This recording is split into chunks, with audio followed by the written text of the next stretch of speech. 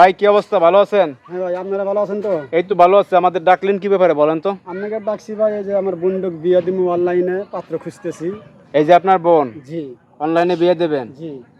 এই ঠিকানা কোথায় আপনার? এটা এটা গাজীপুর কোনাবাড়ি আমবাগ। গাজীপুর কোনাবাড়ি আমবাগ রোড। আপনি কি করেন? আমি রিক্সা চালাই। আচ্ছা, এখানে কি ভাড়া থাকেন না ভাড়া থাকি। স্থানীয়? ভাড়া থাকি। ভাড়া থাকেন। জি। বাড়ি কোথায় আপনার? সিরাজগঞ্জ ডিস্ট্রিক্ট। আচ্ছা, এখন আপনার বোনকে আগে পরে বিয়ে শুদ্ধ হয়েছিল কিনা? জি, বিয়ে ছিল। সমস্যা কি? সমস্যার মতো ছেলে ভালো না, খালি টাকা পয়সা চাই। আমি রিক্সা চালা খাই, বুনেক মারদের হারে কয় যে যা 50,000 টাকা নিয়ে 60,000 টাকা নিয়ে এবারে মাইরে দিয়ে পাঠা দেয়। মানে আপনার কথা হচ্ছে যে টাকা পয়সার চাপ দেয়, যে কারণে এটা দেওয়া আপনার পক্ষে সম্ভব না। মেয়েটা নিয়ে আসছেন। জি। এখন একবারে কি ডিভোর্স হয়েছে আপনার হ্যাঁ, সাথে? একবারে ডিভোর্স করে পুরো ছাড়াছাড়ি করে নিয়ে আসছেন, এখন আবার আরেক জায়গায় বিয়ে দিতে এক চাইছেন? জায়গায় বিয়ে দিব। জামাই যদি প্রবাসী হয় আপনার, তাহলে কি কোনো সমস্যা আছে? না, কোনো সমস্যা নেই। বা বয়স হলো একটু, বয়সটা মনে করেন 50-60 বছর হইলো, কোনো সমস্যা আছে? কোনো সমস্যা নাই ওটার। আচ্ছা, তো আচ্ছা, যদি বাচ্চা কাচ্চা থাকে, অনেকে আছে তো আমাদেরকে না, কমেন্ট বাচ্চা করে কাচ্চা যে থাকলে ভাই বাচ্চা ওই কাচ্চা ঘরে আছে, বোন বিয়ে কিংবা দিব। আবার দেখা যায় 2-3 বিয়ে করছে এর আগে। না না, অন্যের সাথে বিয়ে দিব না ভাই। ও মানে ওদের সাথে বিয়ে দিবেন না যারা মনে জায়গাটা করেন মনে হয় যে বউ মরে গেছে, বউ মরে গেছে, হ্যাঁ, হয়তো বউ সাইডে Divorce থুয়ে গেছে হয়ে ছেলে, হ্যাঁ, এগারোতে এদের কাছে বিয়ে দিবেন। তো ধন সম্পদ লাগবে নাকি এমনি কোন রকম হেরা মধ্যবিত্ত ফ্যামিলির হইলে হইব? মধ্য ব্যক্তি হলি চলবে। আচ্ছা আচ্ছা। এখন ঘটনা হচ্ছে ভাই, পাত্রপক্ষ যদি সরাসরি দেখা করতে চায় আপনাদের এই ঠিকানায় কি আসতে পারবে? আসতে পারবে। কিভাবে আসবে? এই যে নাম্বার আছে, নাম্বার দিয়ে দিবেন, এই নাম্বারে যোগাযোগ করলে পারেই আমাকে পাইবে। দেখা যায় যদি ভিডিও কলে কথা বলতে চায় তাহলে হোয়াটসঅ্যাপ আছে, কথা বলতে জি, পারবে। জি আর অন্যথায় সরাসরি দেখা করতে পারবে। জি। আচ্ছা, এখন ঘটনা হচ্ছে পাত্রপক্ষের কিছু দিতে পারবেন? না, কিছু দিতে পারবো না ভাই।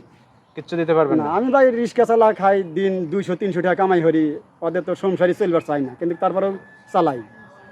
আচ্ছা, আপনাদের কোনো চাহিদা আছে? আপনার বোনের কোনো চাহিদা আছে যে আমার বিয়ে করতে হলে আমার এটা এটা দিতে হবে, স্বর্ণ গয়না দিতে হবে বা এসে দিতে হবে, কোনো চাহিদা আছে?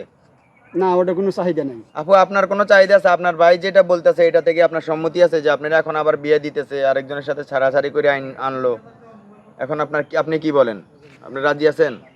আমি না, আমার চাহিদা আমার হাজবেন্ড যদি খুশি আমার যা দেয় তাই তো আমি নিব, এমনি আমার কোনো চাহিদা নেই। ও আচ্ছা। এখন এই যে আপনার ভাই যে বিয়ে দিতে চাচ্ছে অনলাইনে, ঘটকের মাধ্যমে তো সে পাত্র দেখতে আসে না, হ্যাঁ, এখন অনলাইনের মাধ্যমে দেখতে আসে, সেক্ষেত্রে আপনার কি সম্মতি আছে কিনা এখানে? হ্যাঁ, আমার ভাই যদি ভালো জায়গায় দেখে ওই না বিয়ে দেয়, আমি রাজি আছি। মানে আপনার ভাই যেখানে বিয়ে দেবে সেখানে আপনি বিয়ে করবেন, জি। কোনো সমস্যা নেই? না। তাহলে তো ঠিকই আছে কি ভাই? জি।